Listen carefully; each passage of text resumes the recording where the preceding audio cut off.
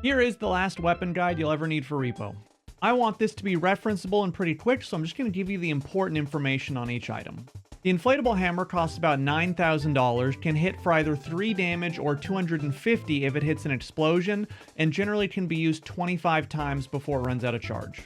The frying pan costs about $24,000, does 15 damage a hit, and will hit about 12 times before it breaks. The baseball bat costs about $25,000, can do 20 damage per hit, but also has extreme knockback that will gain you extra 25 damage for every surface an enemy hits, and that can be used about 6 times. After that, the sword costs about $25,000, does 50 damage per hit, and you can swipe it 12 times before it breaks. Last up, the sledgehammer at about $40,000. It does 150 damage per swing and can be swung about 6 times. Now let's talk about guns. First up, the stun gun at about $15,000 gives you 3 stun shots, and each stun lasts about 15 seconds on an enemy.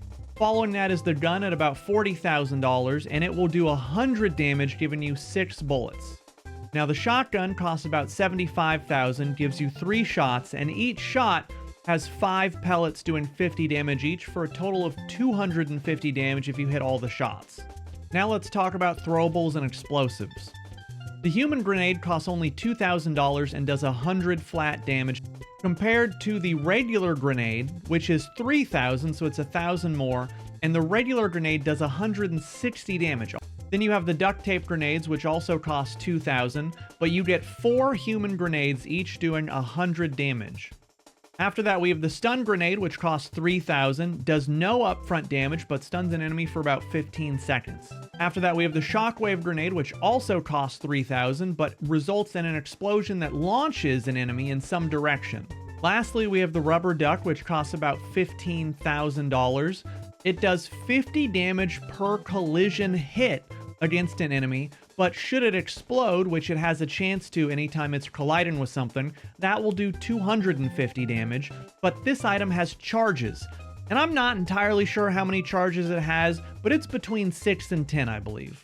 As for mines, first up we have the explosive mine, which costs $3,000 and will do 200 damage to any enemy that steps on it. We have the shockwave mine, which costs $3,000. It does no upfront damage, but it will launch an enemy. And lastly, we have the stun mine, which costs $3,000 and will stun an enemy for about 10 to 15 seconds once it latches onto them.